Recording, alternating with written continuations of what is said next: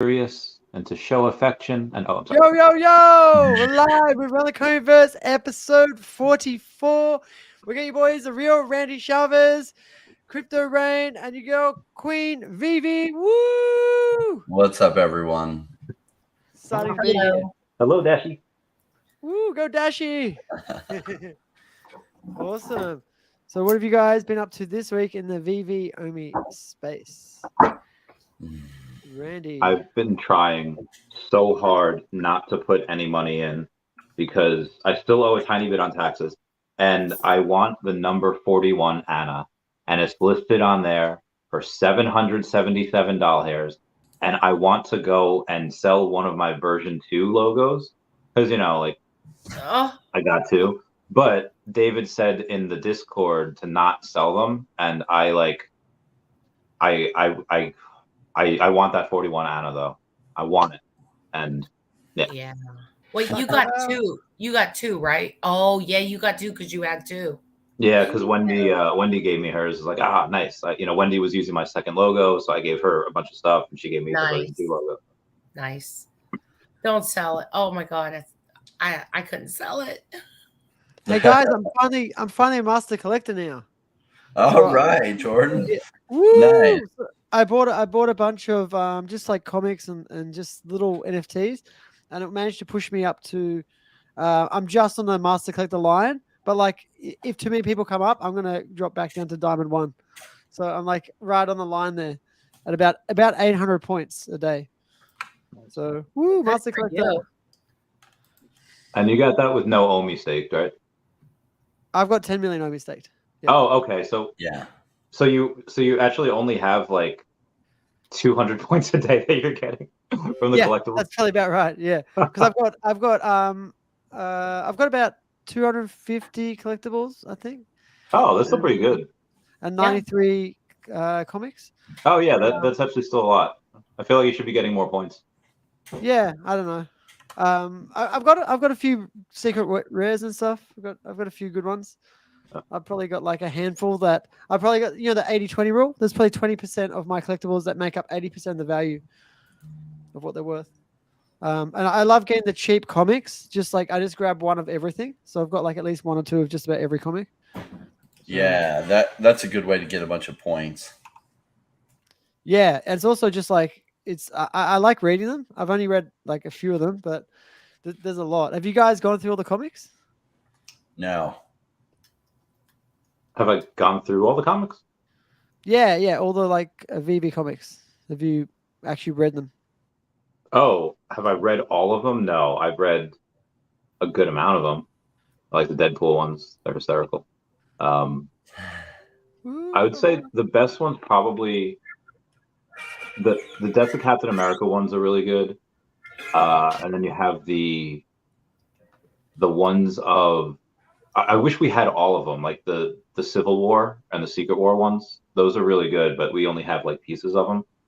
And then I would say the X-Men Christmas or like the Marvel Christmas one. That one's really fun as well. And so this might be more for Rain, but the crypto market's starting to pick up. Rain, what do you think? Well, yeah, I think it's becoming more clear that the SEC is losing. The U.S. SEC has been holding things back, as well as in Asia. Like the crypto pump is starting in Asia. And so a combination of a couple factors. It's not a question of if, it's just more a question of when. And so, like, basically, if the news is telling you it's a terrible time to buy crypto, which they are, then it means it's a great time to buy crypto. And later, when they're like every day, they're like, oh my gosh, whatever news anchor that doesn't know anything about crypto and is like, oh, I just bought some of this and I bought some XRP and this. You better be taking profits because it is a bad time to be buying. It's an excellent time to be selling. And that's just the cycle that we're in. And yet so many people do it all wrong and they have terrible results and they don't know why. And it's like, look, you can be in the right place, but if your timing's bad, you lose all your money. And that's what they do. They buy when everyone else is buying and they sell when everyone else is selling. And so right now is like low, like Economi's token is 0.08 cents or 0.85 cents. And it's a fantastic price and it's a great time to buy. And Crypto Banter's one of his guys covered it. It's like, oh, but Nothing is happening with it. Well, what? Yes, that's we buy cheap. Like, what don't you get about that? What do you wait till it's expensive then buy? Like, that literally is what that happens. And there's an incentive when you have a YouTube channel to talk about things that are already pumping and be like, oh yeah, but it's going to keep going up, because it grows your channel. It does not grow your channel to talk about things when they aren't pumping, because nobody's searching for those things. But I just found his analysis just like, my 2-year-old could give that analysis, and I don't have a 2-year-old, right? Like, yeah. Oh, nothing's happening on it. Right. Do you want to wait till it's 5x the price? That's when you buy? Like, that's what so many people do. And it's like, I buy cheap, do a lot of fundamental analysis to see if there's a good reason why it will be a lot in the future. And then I buy. And so, like, Akomi's like on a massive sale. There are a bunch of cryptos. Akomi's one of them. Akomi's just my number one favorite for this whole market. Awesome. That's exciting. And Queen Veve, I hear you doing a Queen's Court this Thursday. Is that right? That's correct. Thursday, 7 to 8. Hopefully everything will work out. We're going to have Alcon. We're going to be discussing kind of what he's been up to. He's got a new movie coming out. You guys like besties now or something, Laurie? Is this right? Yeah, he's my buddy. Yeah. I'm jelly. I'm sure everyone watching this is jelly as well. He's my buddy, but we're gonna do just talk about what he's got going on, and we're gonna do the promotion for the Veve logo auction. So it'll be fun. So get to talk charity, get to talk Veve logo. We're gonna have a good time. So yeah, excited. Awesome. Maybe wicked. he'll I'll catch it. Yeah. Maybe he'll make an appearance here on the Akomiverse. That would be awesome. And what time is your show on? Is that? We're going to be going 7 to 8 Eastern Standard Time on Thursday. So it's this Thursday. Make sure everyone books this in, and I think you might be able to hit the notify button in X, Twitter. Yeah. So I'm going to be sending that out later on tonight. Just wanted, sometimes our last minute, things come up, etc. But so we're looking forward to kind of kicking off the Veve logo auction. So we're excited for that. But outside of that, to kind of just piggyback off of what Rain is saying, I have a question for you, Rain. Is this the start of the bull market? Yeah, this is what it looks and feels like, right? So is it going to come in a month or two from now? It might. It might not come till next year, but this is just what it feels like. And it's like the calm before the storm. And it gets me super excited during this time frame. It's like, oh my gosh, I wish this would just take longer. I would like to accumulate more, but that window is not going to be open for forever. And a lot of people, they just don't understand cycles. And I had the benefit of doing real estate investment for 20 years prior to this. And real estate investment has cycles just like this. Like a lot of times you're hearing everywhere, it's a great thing to be in real estate. It's a terrible effing time to be in real estate because it's gone up 4x over the past 10 years. It's a terrible time to buy. Now, there is a small chance it keeps going up from here. The chances are terrible, though. And so you want to buy it when everyone's saying how terrible it is. And nobody's saying that about real estate investment. So it's a terrible time in real estate. Crypto, though, everyone's like, oh, crypto's dead. Crypto's this. That should be your cue. I better look closer into this. Because, that's what they say before it goes crazy. Because people assume, and it's called principle of psychological consistency, that what has been happening is what's going to continue to happen. And that's wrong. That's why markets have such big swings in cycles. Because so many people get it wrong and so many people get wrecked because they don't know what they're doing and they go into things. But it's really as simple as starting to understand the cycles and buy things when it's boring, which is what I call it. And doing the research so you identify fundamental projects like Akomi. Like, how is Akomi not going to go well from here? There are a few risks, but just a few that could really interrupt its future. So I feel like the bet is way lopsided, like 80% chance it does massive things in the coming 2 years. And it's an outsized bet too. So if I'm wrong and I lose all my money, well, I lose all my money. If I'm right, it goes up 10x or 100x or 200x from here. Right. Holy cow. Like, that's the kind of bet, like if you were playing poker, you would take that bet every single time. And yet in crypto are like, I'm going to wait till OMI's 5 cents before I buy. or I'm going to get serious when it's 1 cent. It's like, that's Okay. like 12x from here. Why would, what? I don't know. No, why would you do that? Yeah. You're going to have to put in 12 times the amount of money. Why don't you put 1/12 the amount of money in now? Right. Vivi, I was Vivi, what just is that? showing, this was at a Walgreens right Can't behind see it. the Can't cash see it. register. And, you know, I am seeing, and my husband's seeing, that is getting so, it's rolling with public acceptance. Oh, Bitcoin. crypto. Yeah, Wait, well, what was in the Bit- photo? I couldn't see. oh, I couldn't see it either. can you not see it? Wait a minute. Oh, No, it's wait. gone too bright. Very Oh, bright. that's better, but it still gets washed out some. Is that Right. an ATM? It's an Bitcoin ATM, Ah, and it says Bitcoin on every block, and we've been seeing these like crazy. This is like the fourth one we saw, and we live in the suburbs outside of Pittsburgh. So That's awesome. it is starting, like every Walmart customer that goes to the register sees this. It's like right there, and it's a bit like it is starting to get in the vernacular of people. And it's because what we don't realize as citizens that we're marketed to. And now the big money has set up ways to make money in this next crypto swing. So they're going to help push it. And that's what you're seeing, right? That's part of why 2021 was only somewhat muted. The right things weren't unlocked for corporations to really get involved in a big way. There were still some hurdles in the way. But those barriers are being moved out of the way. And as they do, then they are going to be, and you're already seeing that from Larry Fink.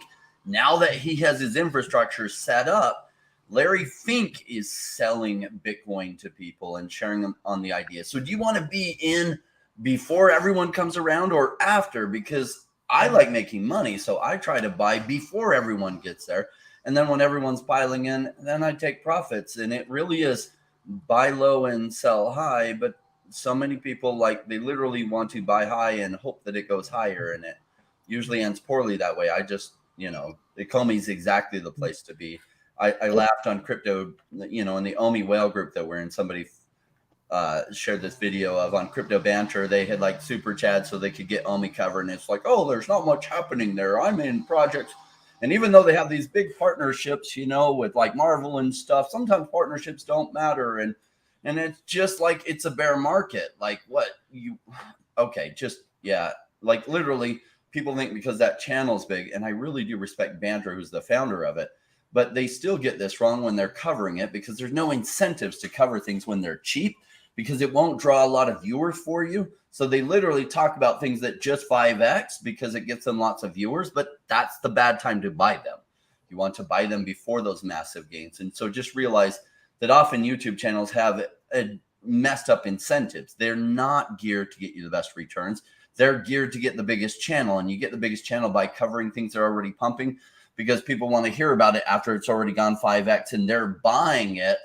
They don't want somebody to be telling them, no, don't buy it, it's too expensive. I want to address this question really quick. And so you don't grow your channel that way, but you actually, for the few that will listen to you, teaches them how to do things right. And then they will make what they really came here to make, which is massive returns. Because, well, not everyone in the OMI community is here to make massive returns. Some are literally just here for the collectibles and having fun and make some money on it. I came into crypto for like massive gains. I wanted to become a millionaire, which I hit in 2021. And now I want to really amplify those gains. We'll just say that, so that, I can do whatever I want with who I want, wherever I want. And so, but the systems made sense to me because I use these systems in real estate investment. And at first I didn't think they applied to crypto. They do massively. I just didn't know they did because I thought crypto was different. It's the same. And it's the same, like when I was new in 2017, we're all so excited, yay, and stuff. And I thought, man, everyone here is going to be so rich. And 19 out of 20 just withered away and left the space in 2018, 2019, 2020. And those stubborn ones of us stuck around and kept buying things that were overfunded, undervalued, underpriced. And then in 2021, the price adjusted massively, like crazily. Sold it, made some massive gains. And I was like, okay, let's do this again. Same thing. And OMI's my number one pick, because what are the risks that it fails from here in the coming 2 years? Like, yes, there are a couple, but they're fewer than almost every crypto project in the space because they have massive revenues coming in. They have a massive fan base. Like their community is one of the strongest in the whole of crypto space. Like other projects ask me, like, how do you get a community like that? It's like, oh boy, man, a secret recipe. Part of it is David Yu. Part of it is the people, their timing when they launched their app. People got behind it, started all these YouTube channels for free. Like that recipe is a complex one to try to duplicate. I don't know that you can do it, is what I have to tell them. So there's this massive chance that Veve and OMI can stick around during the coming 2 years. And their token has been fudded forever. Oh, there's nothing happening. Even on the biggest YouTube channels in crypto. Oh, yeah, there's nothing happening there. It's boring. Oh, okay, Marvel, Disney, blah, blah, blah. Who cares? But I guarantee you, when it's 20x from here, they'll be like, OMI, you got to see what's going on. And it will be in their headlines and everything. And you'll see every day, OMI token going to the moon from here. And the rest of us are like, we're up 20x. Shoot, crap. Do I start taking profits yet? I guess I need to, but like, wow, why is it getting all the coverage now? That's the way it works. And the incentives are misaligned. And that's when every bigger YouTube channel will be talking about it. And that's not the time to be talking about it if you're trying to help people do well, but they're trying to grow their channels. And so that's when they have to talk about it, is when everyone's already searching for it. There's, I did a video the other day, talking about massive revenues. And it didn't seem like it'd be like a fun video at all. Obviously, it's me, but it was showing that the revenue had declined going back the last 4 or 5 months. We were averaging like 4 million a month, and then 3.5 million. And we're still averaging about 3 million, but in September only did about 2 million in gem sales, which is about half of what we had back in the earlier in the year. So when I tried to find out, okay, well, how much does, Veve and OMI have in their war chest? Figuring if it takes them, what do they have, 130 employees? Give or take? Yeah, give or take.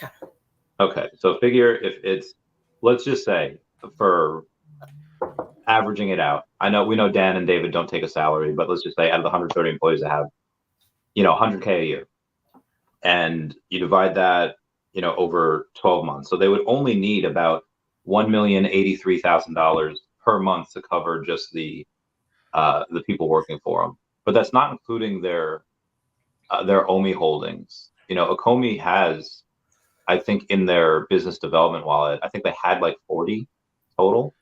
But they're obviously burning $5.5 billion from that. So even if you say, let's be super conservative, and let's say they only have about 30 billion in there, taking whatever we have now, what's the price? 0.0084.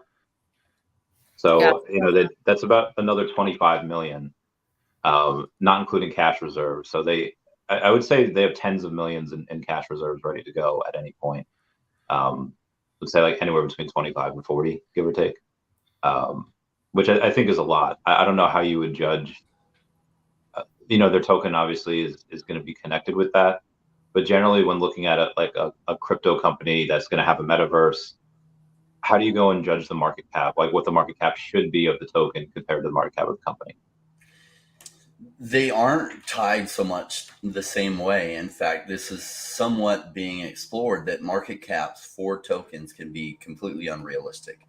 And we're not seeing that. Their market cap right now is very realistic, right? I mean, for that, you will see in the bull market that market caps will be hit that nobody could have even believed. Ripple hit a market cap of like $500 billion or something crazy huge, like 300 billion in 2017. I mean, it passed up ETH and was almost to Bitcoin's number, and it was like, holy cow. And that was way too early for that to have happened, and yet it still did.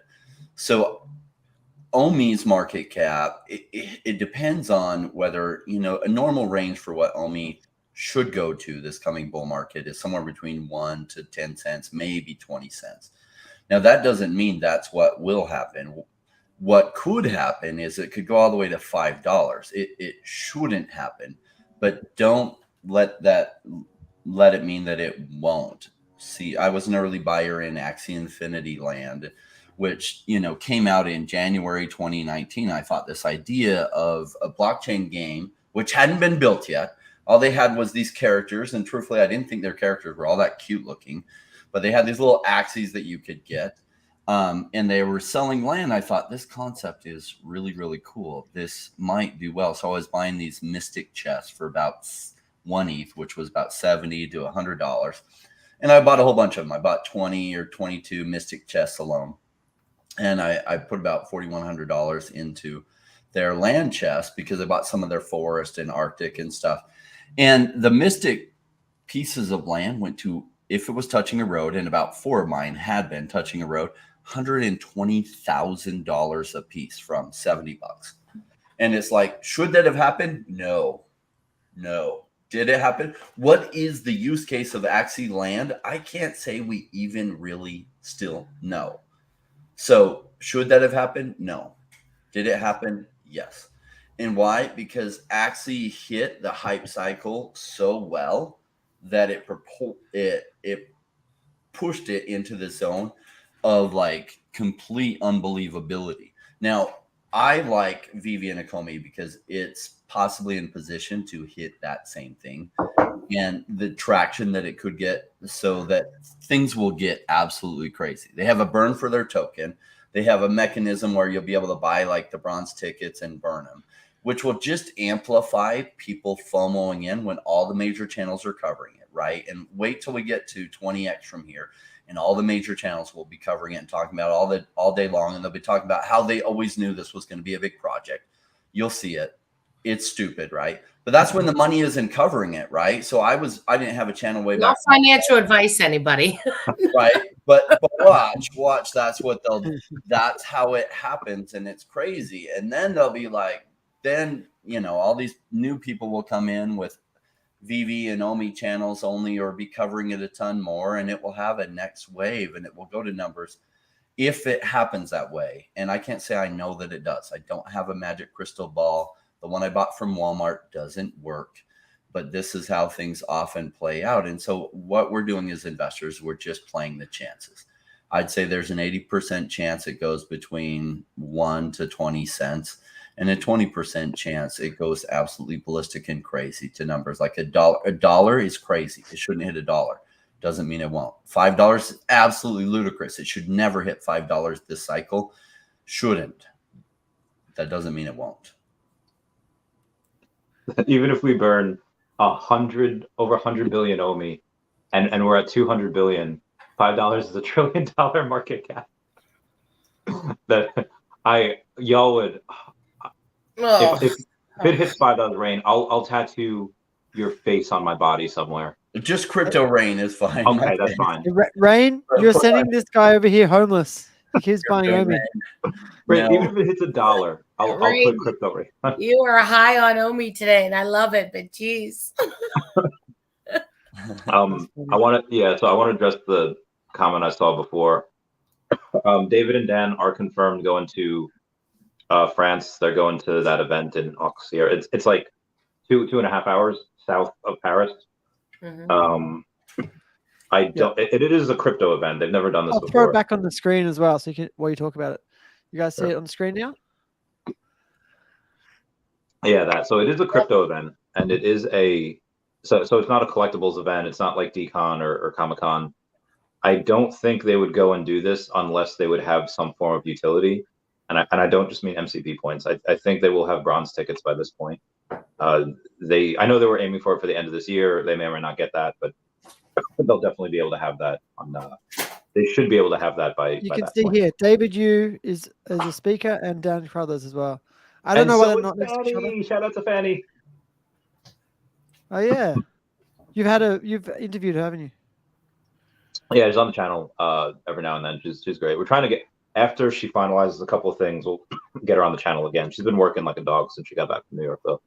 Yeah, she was at the party, so we got to meet her, and she was schooling myself and Randy on the proper pronunciation of Le Breton. Le Breton.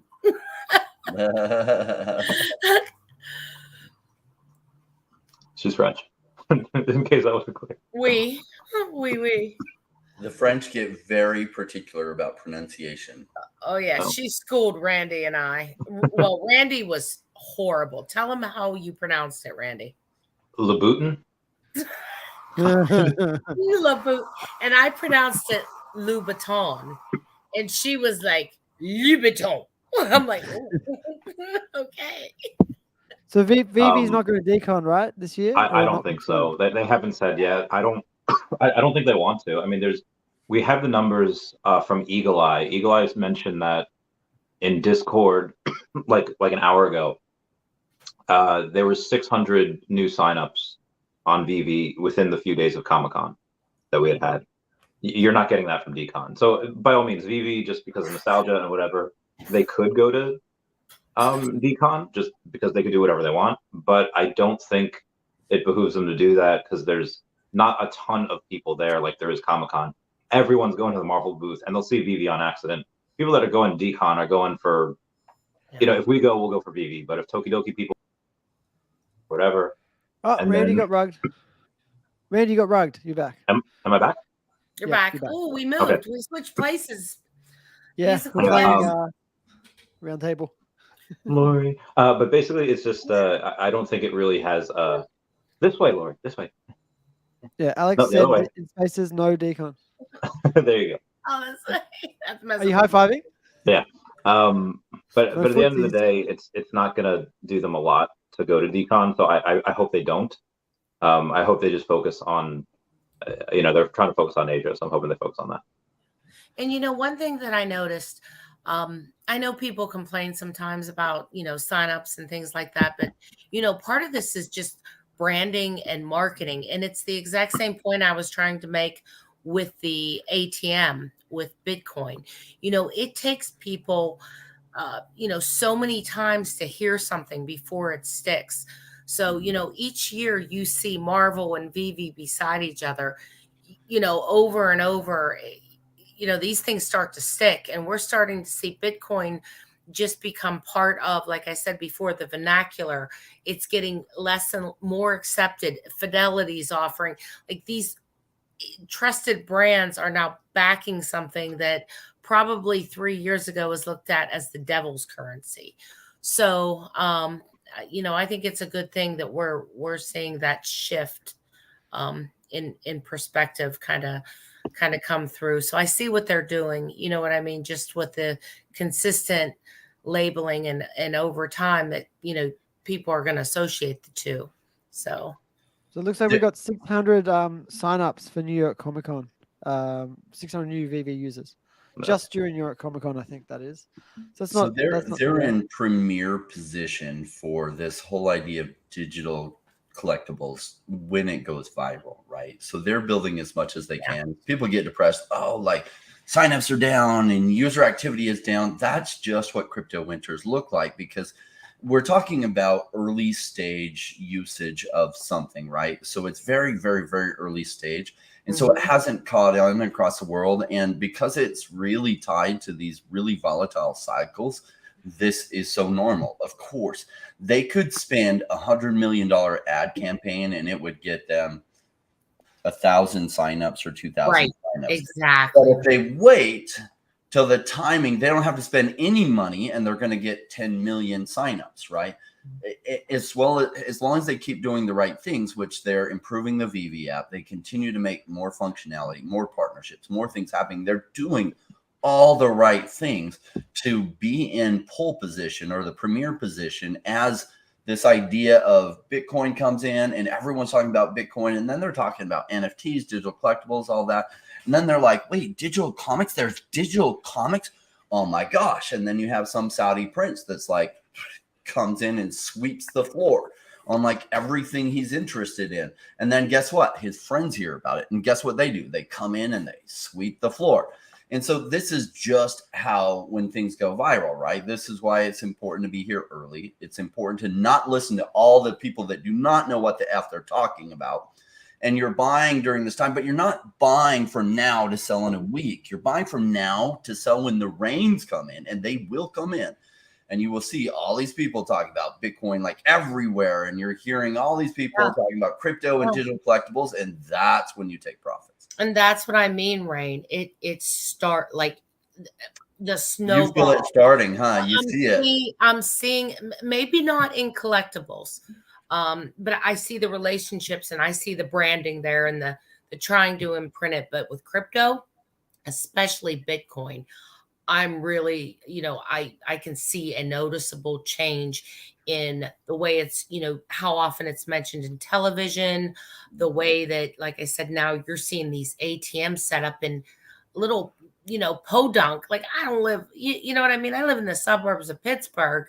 You don't expect to see but you are, and get my Fidelity statement. And it's like, we're going to be offering crypto accounts. And you're like, this is Fidelity. It's just, it's different. I see it starting to become, and they say that things accepted. aren't bought, they're sold. And I think this was Larry Fink talking about this. If not, it was somebody talking about Larry Fink.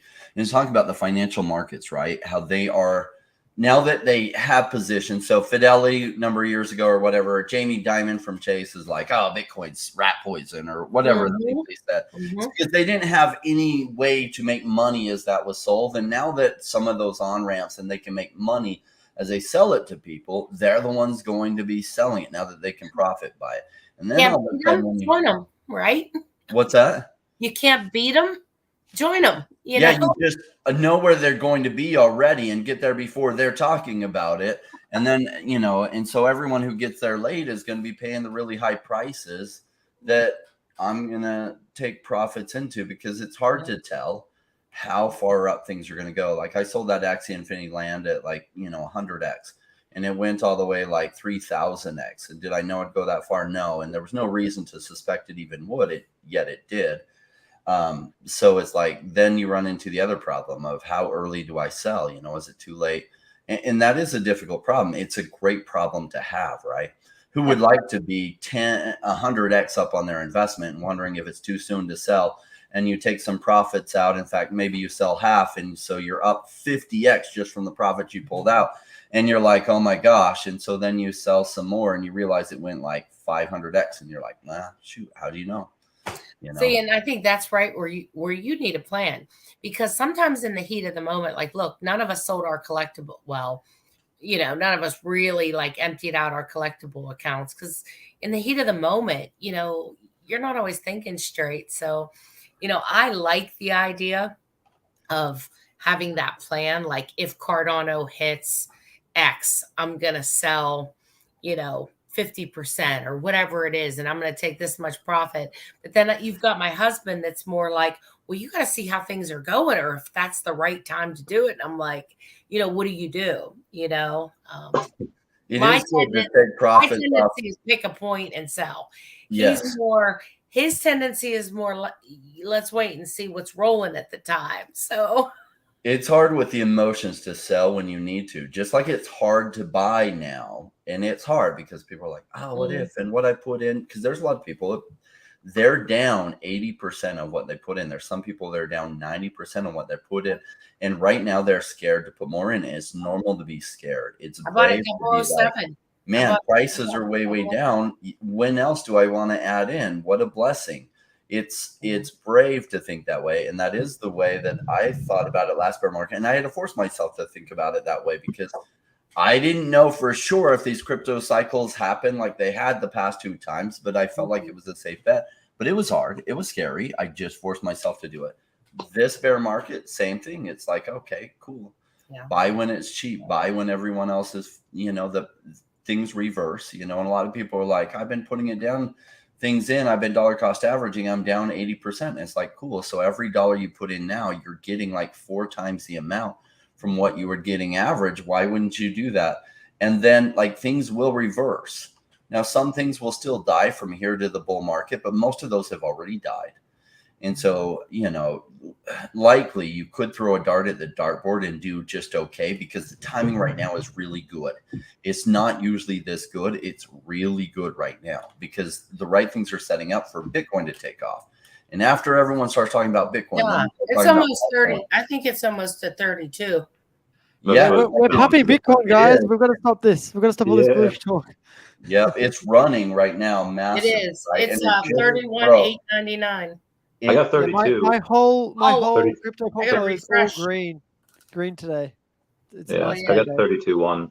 Ray, what you're talking about with the bear market, it's so true, and it's been really rough. Right, Randy. For me to be Very fully true. invested and actually go all the way through the bear market. I'm sure Randy as well.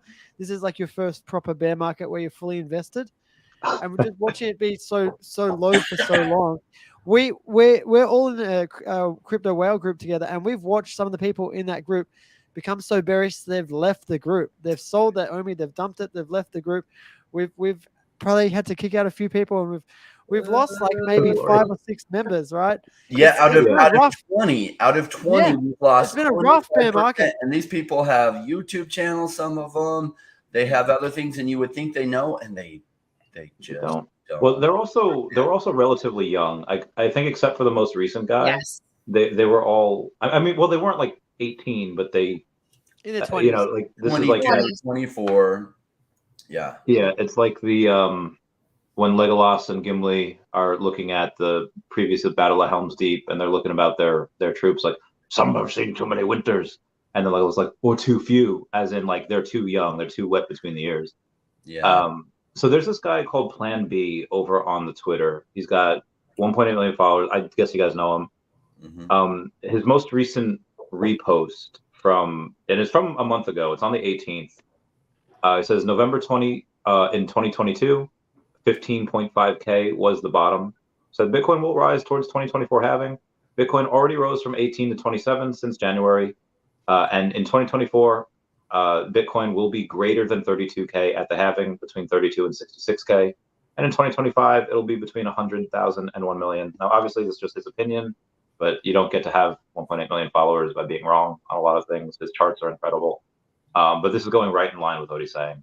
He's usually pretty spot on with these. I love Plan B. I really like Plan B's charts, and he goes through things really systematically, and he's very open minded that he's not always right, but he's always on the right path. Like if you look at his charts over time, they're very, very closely correlated. I actually believe that the last bull run was cut off on purpose, which is basically what we've found out right through the Sam Bankman-Fried trial. That his I've forgotten what her name is. But she basically said that they were told to push Bitcoin price down by dumping Bitcoin. And so Bitcoin actually, if you guys look at the chart, Bitcoin never had a blow off top for the last cycle. And that's not normal. That's never happened before. It's always had a blow off top. It didn't have one because it got sort of wrecked by manipulation. So Bitcoin probably would have hit Plan B's numbers, which I think was about 100K USD. Right, it probably would have hit it. So I think it was manipulated, and we didn't have a full cycle last cycle. So this cycle might be a bit more exciting because, I think we're going to get maybe almost like a super cycle. So did you get ready? Did you read what happened? And I think Terra Luna collapsed well before FTX, right? Yes. Yes. Okay, so this is. I don't know if this is true, but this story stuck out to me, and I found it in like 2 seconds. And so this may or may not be true, but it seems to be. It makes sense. You know, BlackRock and Citadel had borrowed 100K from Gemini, and then they swapped 25K of that Bitcoin into UST, and this is all done in just anticipation of what was supposedly about to happen. When time was right, they called up Do Kwon at the Terra Foundation and said they wanted to sell a lot of Bitcoin for UST. As it was a large trade, they told them they didn't want to move the market and asked if they would like to buy their large block of Bitcoin at a discount for UST. So Do Kwon said, okay, fine. Gave them a huge chunk of UST, thus lowering the UST liquidity significantly. And at that point, BlackRock and Citadel dumped all of their Bitcoin in UST, causing a massive slippage, both triggering a cascade of forced selling in both assets. Real problem was that BlackRock and Citadel knew that Anchor, which holds a lot of Luna, was a Ponzi scheme where they offered 20% staking APY, and the crash would trigger more withdrawals and Anchor could repay. They forced the withdrawals, and selling would trigger a massive sell-off in Luna, thus further breaking the dollar peg and wrecking the market further. BlackRock and Citadel can now buy Bitcoin back cheaply to repay the loan and pocket the difference. To me, like, again, I'm a huge conspiracy theorist, so I see those lines there. Let me know if I'm connecting dots that aren't there, or let me know if that's something that... It sounds 100% accurate. The big boys playing with their big risk, and they knew what they were doing. The big it wasn't toys. a highly regulated market, so there's nothing illegal about that. So they're like, oh my gosh, because this is what they do in the regulated market. So for them, This is like a cakewalk. They're like, oh my gosh. And so like Bitcoin will get so big, it'll be harder for any one entity to make that kind of thing. It's just not there yet. And so they were able to help crash, because that caused a cascade. Yeah. That's what crashed Celsius, because Celsius, and then it crashed Voyager, and then that crashed FTX, and it just caused this huge cascade. Well, and I just kind of want to go back. We talked about cycles. And, I think a lot of people like in their 20s haven't experienced cycles necessarily. Rain, you talk about cycles in real estate, and that's absolutely true. They're up, they're down. There's cycles if you're invested in, like a 401k, events could happen and you could look at your 401k and it's, down, but it goes up. So, recently, the thought is crypto something that's going to remain like the other known stable markets, where even if it's down, it's going to come up. It's just a matter of when, not if. And I think that's where I am right now, exactly where you were, Rain, before. Is there enough history to, know that it's sticking around and it's cyclic? You know what I mean? So people want proof, and there's no proof. Like, we all want proof. We want to know without any risk at all that it's going to do well. And the truth is, anytime somebody gives those guarantees, they're not giving a true guarantee, because we don't have proof. We don't know that the sun's going to come up tomorrow, that some asteroid that we didn't see doesn't run into Earth and ruin our whole experience, right? So there are no guarantees in life. There's no guarantee that we show up at our job. So there isn't a guarantee. Is it reasonable to expect that? I think it is. And that's what I'm going off of, is I think it's a reasonable expectation that it's probably going to happen. What I'm seeing in the markets is playing out completely consistent with that. And so I'm as excited as can be, because unless there's World War III, which I don't know how to factor that in, and that could happen, unless like China sends over to the US like 50 supersonic EMPs that take out all the electricity grid, and then people are starving to death, which I don't know how to factor that in, what that would do with the cycles. I have nothing to base it on. Short of those things, you don't give a shit about your crypto. I don't see why there's not going to be a massive crypto run coming in the next 6 months, 2 months to year and a half from now. And so that's what I'm planning for. And that's what I placed. I feel like when I have an 80% chance of winning, and when I feel like if I do win, I can make 20x, 50x, 100x, 200x. Well, then I just like, okay, what expenses can I squeeze? How simplified can I make my life? Let me put all of that. Imagine you go to the casino and you had those kind of odds by putting on black. But if you won, it should be no different than that, though. It should not. We're not doing that, though. We are going on imagine going and putting it on black when the person tells you, hey, this table hits, we're not doing it that 80% way. 80% of the time, and your payout is 20x or 50x or whatever, then you would do it. Like, I never go to the casino. Why the odds? I don't like the odds. I don't like a 47% chance of winning. And if I win, I double my money. And if I lose it all. Why would I ever take those odds? I never do, even for fun, because it's not fun that I'm guaranteeing myself to lose over time, right? What's fun for me is calculated risk taking. I want an 8, I'll even take a 50% chance of winning, where if I do win, the chances are high it goes 100x. And if I lose it. I'll take that all day long too. But right now, at the bottom of this market, you're at the time where your upside odds are as high as they can be. Your risk of them failing from now is much, much lower than even during most of the bear market, because a lot of the ones that failed have now already failed. And so it's like, this is like go time. This is like get excited time. And a lot of people are missing it because they're just new to this. Like John in the comments, or up in the comments, was saying, this is how I already think. What I'm saying, John M said that it's not like I created this or invented this. I just observed this. And so John M has observed the same thing, that this is how markets play out, right? So it's like, I recognize this, learn to recognize this in real estate, and crypto is the same thing, but it's very compressed timelines, just a 4-year cycle. Real estate cycles are 17 to 21 years from top to top. In crypto, it's 4 years, and the swings are so volatile. It is the best place to be. You can make gains that you can't make in real estate through here. and you don't have to worry about renters. You don't have to worry about renters insurance. You don't have to worry about so much of this stuff. Yeah. You should still do your due diligence and make sure you're investing in a good product, right? Yes, and that's why we like people what to buy. I'm going to teach them the right principles. They're going to make those decisions for themselves. That's right. That's when you get the learning, right? It's not about helping somebody make. I had a friend I made one of the biggest mistakes of my life. I called him in 2020 and I was like, hey, how much do you have set aside to invest? I was like, put in crypto. And I told him what 3 to put it into. I was like, as your friend, if I were you, this is what I'd do.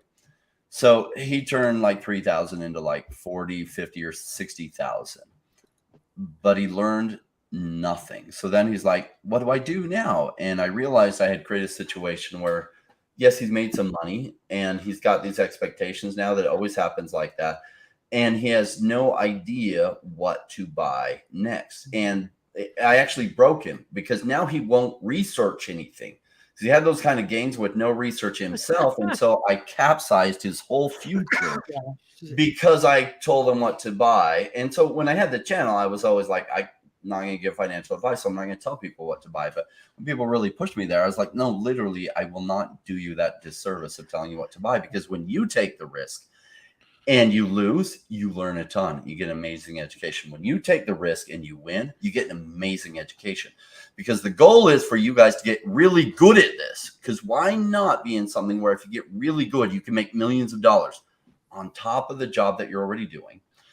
Couple hours a day of research at most. Why wouldn't you? Why wouldn't you? That when I found it, I was just like, yeah, why wouldn't I? So, and I took it serious because I recognized what it was and was as excited as I could be about it. So I left. People said I was crazy. You're leaving real estate. Oh, we're hitting crazy numbers. I'm like, yeah, good luck with that. What goes up does come down. Take my word on that. And it's gone up since then, right? Because in 2021, I sold off all my stuff, and people are like, "Oh my gosh, you're crazy!" It's gone up more, and it's like, "Yep, it has," until it doesn't. And it's until it doesn't, right? Until it doesn't. Yep, things are rare until they happen to you. Recency, like, oh, it's been going up for forever. It's never going to go down. That's not how it works. What goes up must come down. It always does, and sometimes it's hard to know exactly when, but it does. The same thing happened in. I think the reason why, and obviously you guys are old enough to experience this a lot. My first real horrible financial experience was in 2020 when I was doing high risk lending and had so much money out on the street lending to business owners, and then the government told everyone that you can't work and you can't do this, so business owners have no money coming in, and they defaulted. And if that hadn't happened, I'm not gonna lie, I probably would have sold by now. I probably would have been like, nope, this is horrible. But because I've been punched in the face before, like badly, this is fine. I mean, it's not, but you know what I mean. It's okay. It's not. Yeah. Also, Bitcoin be at like 34.2 right now. What? Yeah. Shut up. Yeah, I think did the Bitcoin ETFs get approved or something? Because I saw some comments about that. What is? Oh my gosh, portfolio. They got a CUSPIN number or something like that. Well, yeah, I'm gonna share my screen. I've got it up here. We can share. Randy, I got 33.97. I got it was at 34.2. It came back down a little bit. So when Jordan adds it in, I can share. So here was this massive resistance, and it just punched through it, right? So it went up, and it just went boom. For those of you, I'll zoom in a little bit so you can maybe see it better, but it's pretty thin candle. Let me see it. Yeah, it just punched all the way through this. But notice, right? So this is the resistance, and this is what happens when it comes through. Now, often it will come back and touch back to here, and then it will continue running up. But this has been setting up for a long time. Like Larry Fink, who was super bearish on Bitcoin 4 years ago because he had no ways of making money. Now he's going to have massive incentives to push Bitcoin massively so that BlackRock, one of the largest businesses with the biggest reach in the world, can make money as Bitcoin sells. And so he is going to push it so that he can get a lot of those funds directed over to BlackRock. They're going to make it with Fidelity and others so that everyone can put their 401k into it and everything. And that is going to drive Bitcoin to crazy high prices. And people are seeing this setting up, and it punched through the resistance, and it just continues. But look at this, right? So it's not this trend line has been going up. This is the really cheap time to buy. Now it's still relatively cheap. This was the really cheap. This was the really scary time to buy. This was somewhat scary time to buy. It's getting less scary to buy. And as it gets less scary to buy, people will have confirmation that it's been going up. They will have recency bias saying, it's been going up for months now. It's going to continue for 3 years is what they will think. And so then they'll finally put in 100,000 into it. Not when it's cheap, but when it's more expensive. And that's just how it operates. This is also why 5% of people in space make crazy, crazy money. And 95% of people lose money or don't do well at all because they wait till the blow off top to buy. And they don't buy early because they don't have any vision. They don't understand the game. I wish I could find the screenshots or that were sent where someone was just like, oh, I won't say it, but it's like they're like Bitcoin's probably going to go back down to. Randy, like, can you quickly answer this? This guy's asked this question twice Okay. now. Does the gold give logo give VIP parties in Paris? If there is a VIP party in Paris, then yes. And be advised, it won't be in Paris. It'll be 2.5 hours south. But yes, if you do have one and the team is there, and I don't know if they'll be throwing a VIP party there. I mean, they'll obviously be there, and they're probably going to want to do something special for gold loggers. There won't be a ton of people there, but yeah. Thanks, Randy. Yeah. What were you saying? Oh, you could even ask that question maybe next week if. Oh yes, anybody's I've got a there. list of questions. I've got a list of questions so far. A bunch of people have sent me questions. I've got to go through and compile all the questions. I actually have to send them off today, so I'm not going to confirm anything yet. But yeah, so we should hopefully have a special guest next week. Most of you know who I'm talking about. If anyone wants to send me more questions, please put them in the comments. In my comments on my channel, please, because I don't always read everyone else's channel's comments. You prepare questions. Wow, what a guy! I don't. Oh my gosh, I prepare every question I ask in the Queen's Court. I just get really lucky that I don't like have marbles in my mouth and I'm like, oh, well, are you? Like I don't ask anything. Randy, your questions are good because you ask these questions that just no one else thinks about asking. It's really awesome. Yeah, he's like, are you gonna have sex in the metaverse or something like that to David? And I'm like, Randy, I don't know. What did you ask him last time? Well, one of those things, which it sounds like a question of mine. Well, one of those things that, hey, there's a lot of people that are going and, nowadays they're being cam girls or cam people, whatever. And when you go and you take something as one public as like blockchain and public as metaverse, but also private, you're going to be able to do stuff in your own house. I'm going to mostly guess it's going to be rated PG, the metaverse. But if you're in your own house, oh, hey, what is happening in my own house in the metaverse behind closed doors is between two consenting adults. And you don't know that you're talking to someone that's like 16 and you accidentally show them a boobie. Like, how are they going to go and protect themselves against that? Is it going to be, hey, one for all, free for all? I don't know. I mean, that's like real life, though, right? That's sort of like real life as well. But I know people are more crazy in a virtual space because I used to go in alt space a lot, alt space VR, and if you don't know, people like to harass you there if you're new to it. So they do like a sort of ritual where they sort of come up to your virtual body and they sort of hump you a little bit. That's just what happened. And I can't remember. There's a way you can actually change some settings. That's right. You can change the settings so there's a force field around you, and they can't do that. So when you learn about it and you change some settings, people can't do that ritual to you. So they're like, okay, that guy's not a newbie. I can't go up to him. And you can also hide people, mute people, make them disappear from your world. And what's really crazy is in old space, I'd have there's 2 or 3 trolls running around, and most of us there had muted them. They disappeared from our world completely. But there's about half the new people coming and going, oh my God, there's people here. And we're like, they're seeing invisible people to us. They're like crazy people. It's such a funny idea. So if David gives us that ability, or Dan in the Vverse that we can just make people disappear from our world. If you don't like someone, you just instantly basically mute them and they're gone. So Yeah. that's problem solved for that sort of thing. I'm surprised I asked that question. I mean, it sounds like something I would ask, but No, you didn't ask that question. You asked if there was going to be, I think, porn. Oh or yeah, that makes something sense. like that. That's what you asked, because there was a drop coming out. I can't remember, and David was like, I don't know. Was that on like a one-on-one with me and David, or was that a group Me panel and thing? you were on there. I can't remember. Oh, me, you, and why. Tammy, right? No, it was me and you. Just me and you. Okay, gotcha. Yeah, just me and you. Is this a private talk we should know about? Oh, was this it was on your streamed. Spaces? It was streamed. No, Huh. streamed. Okay. Okay. Last time David came in, or the time. Okay. The All right. previous time, because I think it was just you and him last time, because everyone got tired and went to bed. Oh yeah, true. It was the time before that. Gotcha. Yeah, because I had to bug out at like 11:30, and you were all alone, and then I think he popped in. You left me. You good?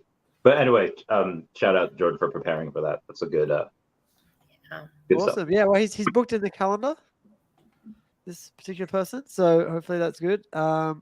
And yeah, we've got some more exciting things happening next week and the week after. Queen Veve said we might at some point get Al Khan on here, which would be amazing. He's such a cool guy. Yeah, it's your bestie, so you got that sway now. Yes, Randy. Actually, though, Randy and I, we get to go spend Thanksgiving with Al. So that's amazing. Is that an all-day thing, or is that just a breakfast? And who knows with Al? I don't know. We'll figure it out. But because of the work Randy and I did last year with the charity, First Responders Children's Foundation, which is Al's charity, we were able to raise, oh my gosh, I can't even remember the number, but I believe it was like $7,000 or $8,000 for them. So Randy and I get to go as VIP with my family to the First Responder Children's Foundation Thanksgiving event.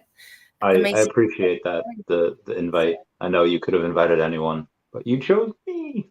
Yeah, well, like I said, it's important to get this kind of stuff out, and it's going to a good cause. So next year it's going to be Jordan. So see you, Rand. I will do my best. So I'm on a strict diet now, so I will not get a whiskey in my coffee in the morning. I will be 100%. I require absolute sobriety from you. Randy, is this because of your encounter with that homeless man? No, that was different. You got to tell the story. You have to tell the story. Yeah. So I started this diet last week because I was talking about it before we were on camera. I did not like the way I looked in pictures. I looked very soft. Anyway. Rugged. Oh, we good? Good? Yep. Okay.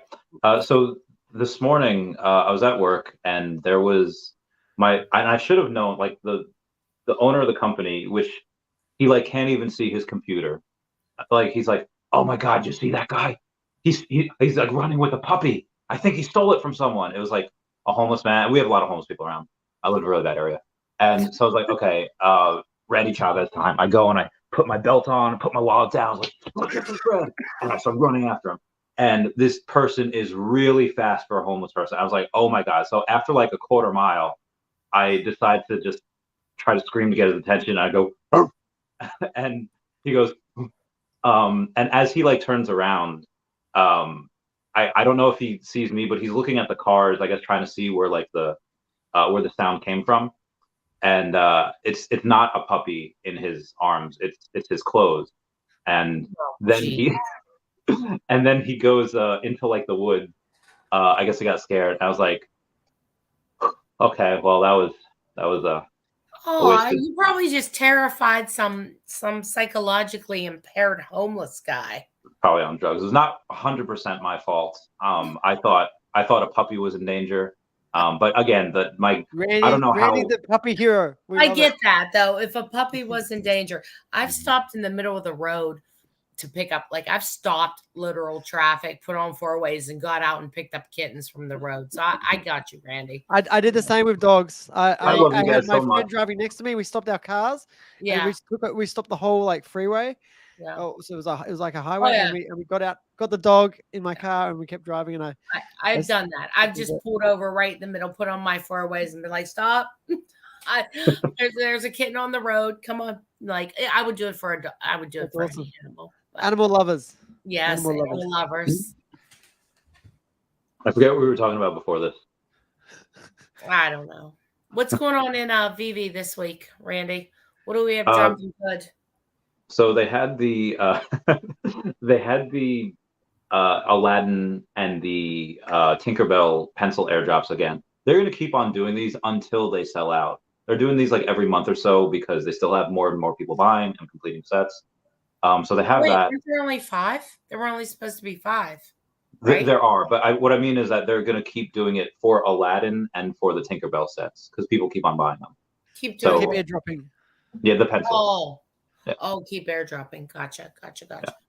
Yeah. So they're doing that, and then they have a big space tomorrow that's going to be at 3 p.m. Eastern Standard Time. So they're talking about The Incredibles, and they're talking about Halloween drops, which I'm super excited for because Universal has been dropping the freaking ball every Halloween year. I want to see The Mummy. I want to see Frankenstein. I want to see freaking Dracula, and I haven't, and it's pissing me off. So I'm really hoping they're doing something for that. That's going to be hella exciting. And they're going to talk about other stuff outside of that. I'm not sure what else. In other news, you have this has really nothing. I don't think it has anything to do with. Well, I'll get to that in a second. We have our two sales for the Iron Man Funko shop. One was number 87 for $1,100. The other, and this is the silver one. So this silver one is made to be like the Mach 1, like his first Iron Man, where it's all silver. There's no gold. There's no red on it. Right. So number 87 sold for $1,100. There was number 149 yesterday that was listed for $399. And at $399, someone bought it, and that person who has number 149 was selling it at $439. And if you go and do the math, okay, well, you have to pay the 8.5% fee, 2.5% to VV, 6% to Marvel. The $439 times 0.915 is $401.68. Rounding up to 69. I'm gonna comment nice down below 69. So this person's actually making $2 on their investment. They bought for $399. If they sell for $439, they net $401. That sounds shady. Like someone's just trying to get sales out. I don't know. That sounds shady to me. They're making $2. They're not. Oh, unless they got. Well, wait a minute, Randy. Maybe they got the NFT, and they're making the NFT. No, the NFT. It was already redeemed. It was bought for. It was listed at Oh, the NFT was already redeemed. Okay.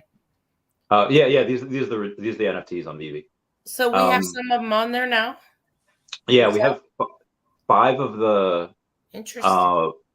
5 of the red and yellow. Those are the Mach 2, and then the 5 of the silver ones. Those are the Mach 1s. Damn, I can't wait for my number 1 to come.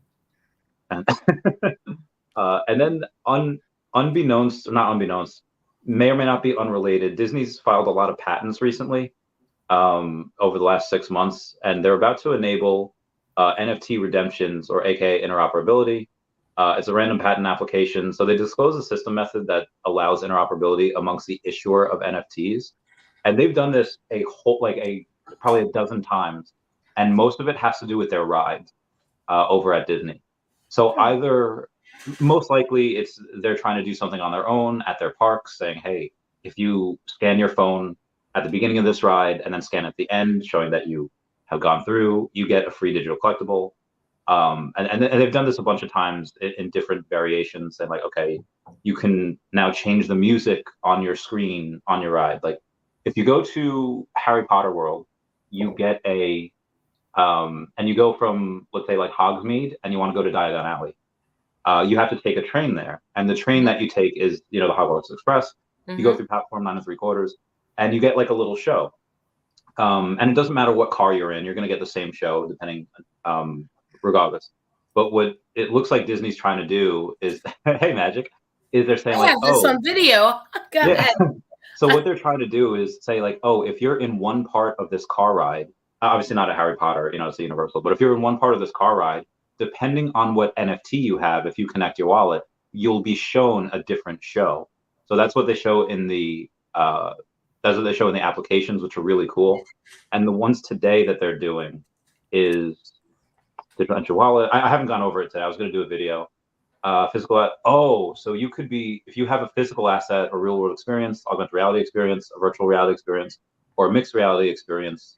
So I guess the NFT could be redeemed for any of these things. Like you could have one NFT and you can choose to redeem it for an augmented reality experience, virtual reality, you get physical stuff. So that's really cool that they can do that. That's not something that I think we've done yet. Saying, oh, you have this NFT, you can get one of X amount of these things. So that's one of the things. Wait, and you think that'll be through Veve, or you say they're doing this on their own?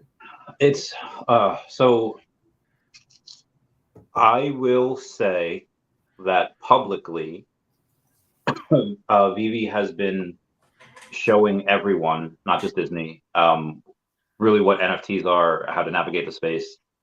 And obviously Disney's been one of their biggest partners. So either they're going to do what they're doing in a mall that's near me, where they have selfie stores, where you can go and say like, oh, I'm gonna take a selfie in the city or on the moon or wherever, and they might do something like that with Veve. Oh, hey, put your Veve NFTs here and take a selfie or a picture with them in this particular spot. They already have the infrastructure. Now that's kind of just like headcanon theory, but it makes sense. I don't think any other company would be able to do that with them. The other thing that they might do is say like, okay, Veve, you've held our hand this long. You've shown us what to do. You've shown us the way. We're going to try something on our own in our parks with all of this IP that maybe we haven't released yet to you. So it's possible they do something like that. Basically, to me, it shows that they thoroughly enjoy NFTs. They thoroughly enjoy the space, and they want to play around with it. I don't know if they're going to do it as a permanent thing, and this is just a test run they're trying out. But I do think it is possible that they do something with Veve. Yeah, I really hope that they come back and use the Veve platform to interact with the parks. I mean, that's a BFD to me.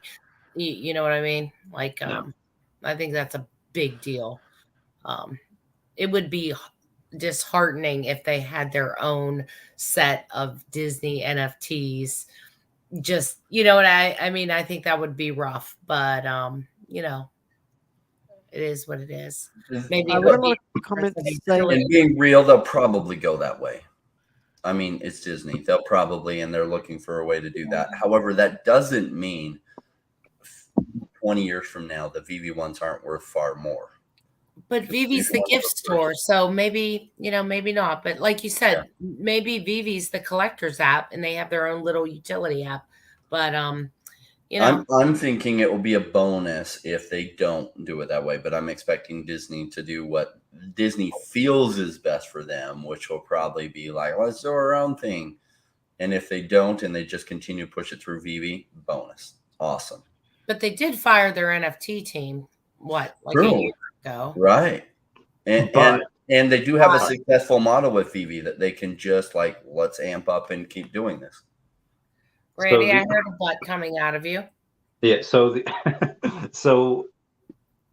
and this is just speculation again, but when you have at the time, I feel like there were a lot of these companies that were kind of overloaded with employees that maybe they didn't need, but they didn't need that backlash of, hey, you're firing these teams in this, bear market, in this recession, you're horrible people, the 1%.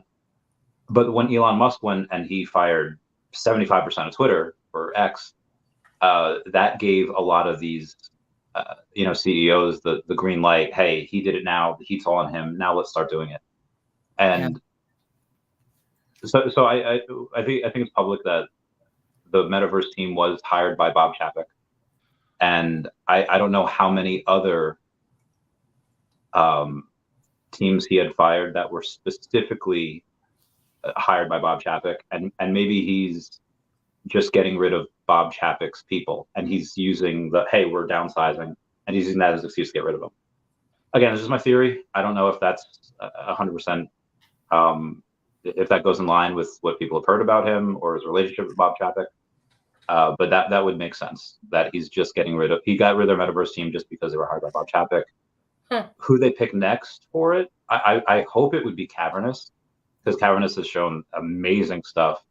Or if Disney, what I wanted Veve to do is raise a bunch of money and then buy a controlling share into who does those games for Final Fantasy, and who does the games for Kingdom Hearts? I should know that. Whatever it is. If Disney wanted to do that and buy the company that already makes their games for Kingdom Hearts, I think that would be. I'm sorry? Developers are Square Enix. Oh, yeah, Nintendo. Square Enix. Yeah, so if they wanted to go and buy Square Enix and then say, hey, make our metaverse, or buy Cavernous and say, like, hey, I mean, I think those. Well, Veve owns a part of Cavernous, correct? I mean, they bought a certain percentage of Cavernous? I don't think that's confirmed. I think that's just speculation. Okay. That would be great. That would be absolutely wild. That would be too wonderful. Hey, Randy, do you have any Bitcoin? I do not, unfortunately. Laurie, I guess you have some Bitcoin. Dose and one on the way. Nice. And Rain, you got any Bitcoin? Very little. Mostly on the alts. So, but I'm guessing. Yeah, it's like Bitcoin will do well from here, right? And it could go, if we're lucky, to 200,000 or something. That's what, a 15x from here. That's incredible, except when you compare it against what alts will do. Right. So. But you will change over some of your alts to Bitcoin later in the market, Rain, or are you going to go to? Yes, and next cycle too, I'll end up pulling a lot of Bitcoin and a lot of blue chips, but I'm mostly in high risk alts because most of them won't fail from here, though a few of them will. But the ones that don't will go 40x, 100x, 200x from here. And Bitcoin and ETH, that they'll have sizable gains, but they won't be near the same level. So it's really about getting to a certain level, and then you just roll it into blue chips and lessen your risk, and you just take the 10x gains every 4 years. That's fine. Awesome. And we've got some really interesting comments here. A lot of craziness happening. People saying OMI token price is going up. I haven't checked recently, but my portfolio is over $500,000 now, which is great. That is Australian dollars. So I don't know what that is in US, like $300,000. So I also have the altcoin too. I mean, we also have some of the other coins, but part of it is that traditional, and I still have a lot of traditional assets. Yes, I have stocks and bonds, and you're losing money in those, with the real inflation. Okay, and then I have my crypto too. Do you have real estate? No, I divested of real estate whenever my husband took half my money. My ex-husband, me and Rain are in similar positions. were about 4 years ago. The halvening, the divorce halvening. Yeah, the halving. Oh my God, that's so good. Okay. That sounds horrible. Yeah, my first divorce was a massive halvening. Actually, the second divorce might not happen. We'll see. Things been actually turning around. Awesome. So that's who we saw on stream, is it? Yeah. She was just here. People saw in a second. Yeah, she probably. I saw. I was like, she's a beautiful girl. But in addition to being beautiful, she is sweet in her heart. We got my kids back, and they had been massively emotionally disturbed from their mother for like 9 years. And when we got them, had 4 at the same time, and it was rough on her. It was. It's not like she's a bad woman, but created a lot of bitterness, right? And it was hard. And my kids were mean to her kids. Why? Because my kids had been abused for like 9 years emotionally. So what did they do? They come and abuse other people emotionally. And boy, you want to piss a woman off? Be mean to her kids. Like, it is worse than you can do to her. Like women will turn into bears and like eat you when you mess with their kids. So like, yeah, that was a rough thing. I will. I will concur with that statement. Mess with a woman's kids, and they will do things that they can't do. Like, you know, you can hurt them, you can pull out a knife and go to murder them, and they won't even fight back. Sometimes you mess with their kids, they will bite your fingers off. Like, you will die. Don't mess with their kids. Yeah. You'll die 10 times. Yeah, like you'll see strength that isn't even human come out of them. So Randy, at the New York Comic Con, you know, did you lose your V plates or my V plates? Oh, my V card. Remember the conversation last time? What is V? I think he meant V card. That's what we call it in America, as a V card. We call it V plates here in Australia. Oh, it's so strange. Anyway, I took a photo of me and Wet Wizard like the next morning. I was like, put a selfie. I was like, he was like turned like this way, left lateral. So giving me like the butt. I was like, when he doesn't want to look at you the next morning. But did you share a bed with a man again this year? Well, I mean, you know, got to save money somehow.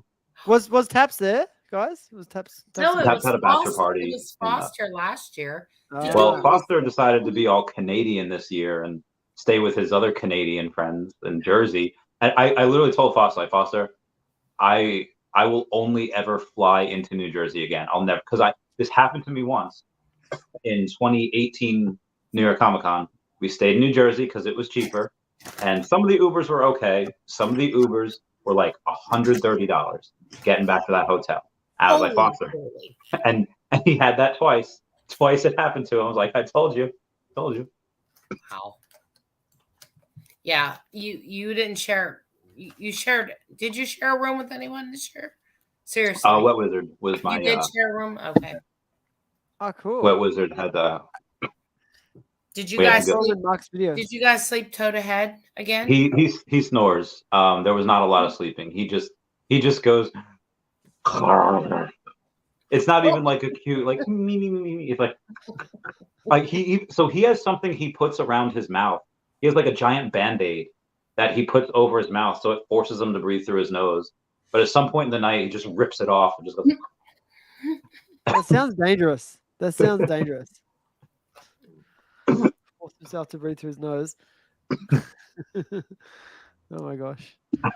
Cool. Well, we've got about 10-15 minutes left. I'd like to wrap up around an hour and a half. So Crypto Rain, what is your investment strategy right now? Are you still buying or are you just holding? Yeah, I'm still buying. I'm dollar cost averaging more in. I wish I had more liquidity. Like, you know, and I made some pre-sale investments like a year and a half, 2 years ago. Some of them, like one of them put $100,000 into that. I don't know that their token will ever launch. That I'm like, oh my gosh, I wish I had that money liquid. That would be 100.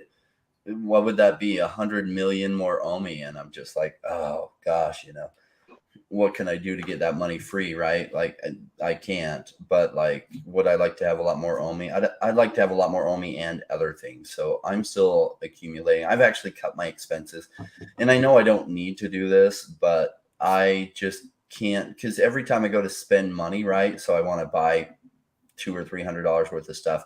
I'm thinking that's not $200 or $300, because if I invest it conservatively and it goes 10x from here, that's $2,000 or $3,000, and so I'll just have a hard time spending that $200 or $300 extra. Now, there will get a point where it won't matter. I'll just be like, nah. But like, you know, like when your net worth gets to like 100 million or something, you're just like, bah, who cares? Oh, it'd only make me an extra 2,000 or 3,000. Not worth my time. And I'm looking forward to that day. But still, now I'm like, okay, let me put some more stuff. So I bought some more Bumper. I'm buying some more OMI. Bumper's price reversed after their mainnet launch. Now this happens, and I even said on my channel, 80% chance once it launches that they call it buy the rumor, sell the news. And you think when the mainnet comes out, it's just going to go up from here. And there's literally only a 20% chance it does. Most of the time, the price actually corrects down from there. And that's different from what you would think. And that's probably why it happens, because the market takes the most amount of money from the most amount of people. And so it reversed downwards. And so now it's even cheaper again. So I bought some more. And people are like, oh my gosh, it's down. What's happening? It's like the exit point was never here. The exit point is later when the rains come in, and hopefully they survive till then. I think they will. Fantastic. That's why I hold a whole bunch of it. But OMI, same thing. The exit point is not now. So I don't pray for prices to go up now. I pray for them to go lower. Why? So I can continue buying for lower. I cut my expenses down so much, like I'm just accumulating a bunch more. It's cool. I don't have to, but I want to. It's just fun for me, right? Yeah, somebody told me my shoes were 2.5 million OMI each. Yeah, they were. But those are, I saw the picture. Those are damn sexy shoes. I was like, those are cool. Plus, who knows what the NFT ends up being worth, right? So it was just a different type of gamble. You get some lifestyle benefit out of them. You get an NFT out of them. And Louis Vuitton is a big deal. And you get, I think they're the first ever Marvel collaboration, and their Louboutins, red bottoms. I mean, they have value. You know, who knows, you know, even just as a shoe, as a Marvel collectible, as, you know, so I don't feel too bad about it, you know. So you probably would have made more money from the OMI. However, you wouldn't have been able to wear it.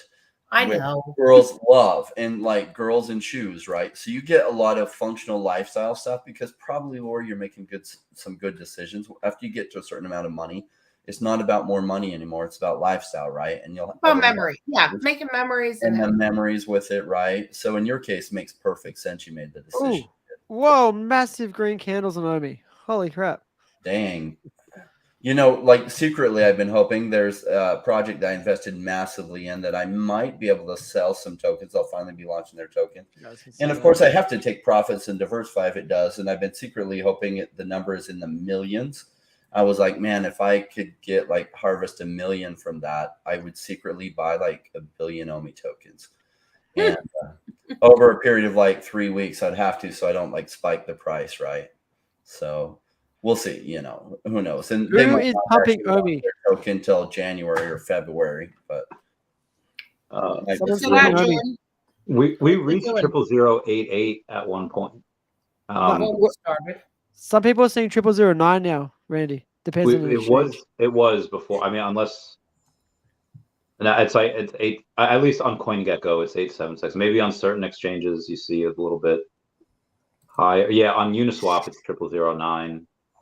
And then the lowest is Gate.io at 0086. But I feel like the next time, if we get those bronze tickets anytime soon, we're never seeing 000s again. Never. There's such low liquidity right now. Like Bitforex, you could wipe it all with about an order of 4 million OMI. Of course, it would probably replenish, and that would push it above 0.09.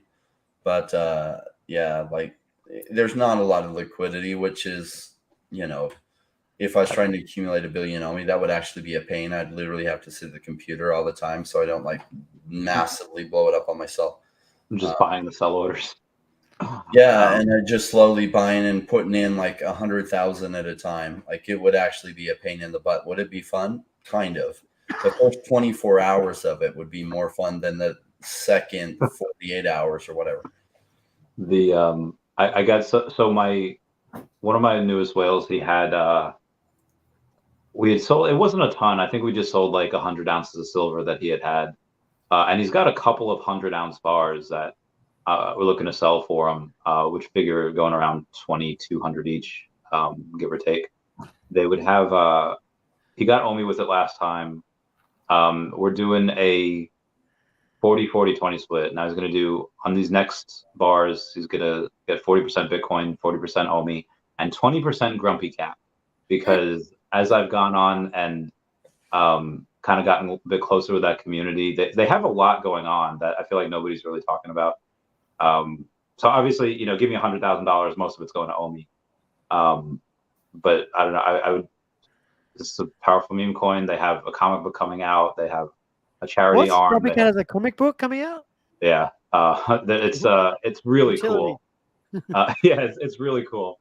And they have a bunch of other stuff coming out as well. So it'll be, I do spaces with them every week now. It's really exciting. And I guess before we go, what is the, why didn't we, and I guess we could, would it be a bad idea to go and say, hey guys, let's just raise a bunch of money. It doesn't have to be a lot, you know, maybe like 20,000, whatever. And let's just start listing OMI on exchanges ourselves. Why haven't we done that? I don't think it's a good idea because I think I personally believe they've got all the exchanges basically lined up. I think they're just holding it back for the right timing. I was just curious why nobody did that though. Confirmed. Like obviously, in trust in Veve, and obviously that money could go to more OMI for myself. But I was just curious why, like, kind of in Kick-Ass, where it's like, I know why people shouldn't become superheroes, but why don't people try? And then the whole story is about that. Yeah, it'll be disappointing if we go through this next bull run and they don't list. I mean, well, they pretty much, you guys saw that event, right, in France happening in January. That's with David Yu and Dan Crothers, and it's a crypto event, not an NFT event at all. So that means that this has to be something happening by January. And I've heard from other sources that we're probably going to have some big news before then. Don't know if it's true. It's all speculation. Don't know what's happening. But more than likely, all we need is one big exchange, and then the small exchanges list us anyway because they want the volume. They want to make money on the trades. So, for instance, if we get Binance, pretty much anytime we get Binance, a lot of smaller ones will list us, and then some of the medium ones will list us because they'll see all the others listing us. So it'll become like a chain reaction, and that will be a time where OMI will probably fly. And yes, there'll probably be a pump, and there'll probably be a retracement afterwards, as usually happens in crypto. But if we have bronze tickets and we have a few other things like OMI to accessory or whatever else, we'll have that utility that'll help stabilize the price a bit. If we get more users in Veve and they start staking more OMI, that's going to really help as well. And that stuff, once it's staked in layer 2, it's so difficult to get to layer 1, right? It's probably going to stay there for a long time. And a lot of people will want to buy Veve collectibles once you can use OMI. I know you will, Randy. I know I will. I think most people here will probably start buying some of the collectibles with OMI. And it won't even feel like using dollars anymore, especially if the price of OMI is up. Like, it's free money. It's free money. Let's just buy all the Veve NFTs. I'm really concerned that I will not be able to stop myself. Like I'll because I have a bunch on there. I have a lot more than I need. You need to hide some. Hide some. I do. Like there's and I don't. There's 2. Can't hear you, Randy. We lost your audio, Randy. Randy's been rugged a lot today. I don't know what StreamYard's doing. No, we still don't hear you. Like your mic. Yeah, OMI is smashing. My portfolio's just gone up for today, I'm up $26,000 for today. So that's nice. That's a nice day. Is that better? It's not my best day. Yeah, we can hear you again. I think during the last OMI pump a year and a half ago or whatever it was, I think I got like $100,000 up in one day. Wow. That was a nice day. That's awesome. But yeah, the last there's 2 trust wallets that are technically not in my possession, where if like my friends die, then I don't have access to it. But that's so some is there for like ever, not forever. When I want it back, I go and get it. But outside of that, is anyone else kind of sometimes a little unsure if they want to update Trust Wallet or not? Like, what if this is, Oh yeah, definitely, yeah. Because I keep a little bit in Trust Wallet. I don't trust the Trust Wallet that much. Oh, they actually had issues with, if you use the Trust Wallet extension in Google Chrome, there was some exploits there where if you use the extension, some people got their accounts drained. I don't remember the exact one. You probably had to click something silly as well, right? You probably had to click something and click like an accept button. But the actual app on your phone is pretty safe. As far as I know, it's never really had any issues. But yeah, definitely when you do updates, you got to always be wary. I like to keep things, offline, cold storage. Randy, I think that's a good way not to spend it. If it's in cold storage, it's a bit harder to spend. Have you got a ledger? You could probably get some ledgers. No, I don't have a computer, so I don't think I think you can use it with a mobile. I'm pretty sure. Okay. I mean, I'm not that technologically literate, and sometimes I want to be like, I don't want to mess up and like act like I'd rather someone steal it than me messing up and accidentally burning it like myself, or losing it forever, sending it someplace. If you burn a lot of OMI, I'll forgive you. We do have to be careful with it. No worries. Well, thanks everyone for joining us. We've got some quick parting words from everyone. Rain, any advice you want to leave everybody with? Well, I do have a crypto course I built, Zero to Crypto Hero. Now, it costs money, and people say, is it for me? And the truth is, I don't know. It depends on your circumstances. So for me, I would have wanted a course for that. But I was somebody coming in not with hundreds to put into crypto. I had thousands I wanted to invest in crypto and tens of thousands I wanted to invest in crypto. And so I would have loved a course like this. And I built essentially the course I would have loved when I was brand new, because it takes a while to get good at this and to recognize the patterns. But for many people where they don't even have any money at all, they're investing $10 at a time. Well, shoot, just like subscribe to my channel. You get the information for free. It's just going to take you way longer to get the information. The course is condensed 2.5 hours of video. It's going to save a lot of time, and it's $400 for it. There is a 50% off code. So if you are watching this video on my stream, it's there. Jordan's usually really good at putting it on there too. Or just subscribe to my channel, because like I pattern recognition, I'm really good at two things: economics and the psychology of why we make the crazy decisions we do. And that combines to be really good to recognize human patterns, which is why for me, crypto seems so easy, because I've been watching these patterns over 20 something years. And it's like, oh my gosh, it's a no brainer. I get confused why people make so many dumb choices in this. And I have to remember, oh yeah, people behavior. They just don't understand these patterns. That's why they're freaking out that crypto's not up yet, but it will be. And it will be 6 months or 12 months. It's going to be crazy. So if you want a concise, consolidated thing to use your time well, because now is the time to understand these principles, not 12 months from now, because I will charge a heck of a lot more for the course. It's worth $10,000. I'm just charging a fraction of this so that you can have more money liquid to invest, because you get, if you take the knowledge and then you invest that money, you're going to get amazing lessons out of that and probably some amazing gains. Awesome. Yeah, everybody check out that link. I'll make sure it's in the description if I don't have it yet. Randy, any parting words? Today is a fun stream. Everything's pumping. It's great. Remember how it feels both in those times of dread, like, oh my God, is this ever going to end? And then also remember how it feels in that euphoric state. And, whenever you have a decision you need to make, are you in more in that euphoric state? Are you in the dread state? And then just try to work your way back from there, just to try to ground yourself a little bit. There's another thing I probably should bring up. I'll keep that away for now. Go and but that's just how you make good decisions. Think about what maybe an unstable person would do, dial it back.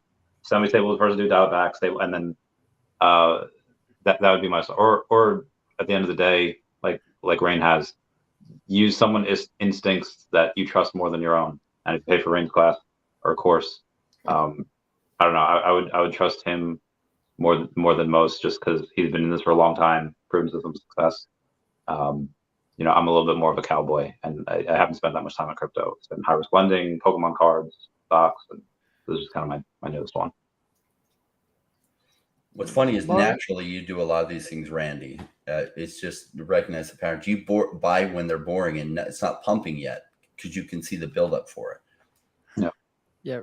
Randy historically has done well with Pokemon, Tesla stock. I mean, he did well with OMI when it hit over $1 million, right? Same as my portfolio. But we didn't sell it. Yeah. I sold Tesla stock. You sold, Pokemon cards and Tesla stock, right? And made good profit. But we just missed that selling of that OMI. That's all right. Queen Veve, any parting words? Parting words would be, from my perspective, I am seeing the tides of change. The times they're changing. Just from I don't want to say outsiders, but just from a perspective of looking around, you're really starting to see acceptance creep in with crypto, Bitcoin, etc. So not financial advice, not everything's going to win. Look at each project and pick a good one. Rain could probably help you with that. But there's definitely positive signs that this is leaning towards mass adoption. The crypto is leaning more and more towards mass adoption with, some of the players that are jumping in the game now. So it does look like now's the time. But once again, do your own research. No guarantees for anything. Awesome. Well, thanks so much for coming, guys. Make sure you stay tuned.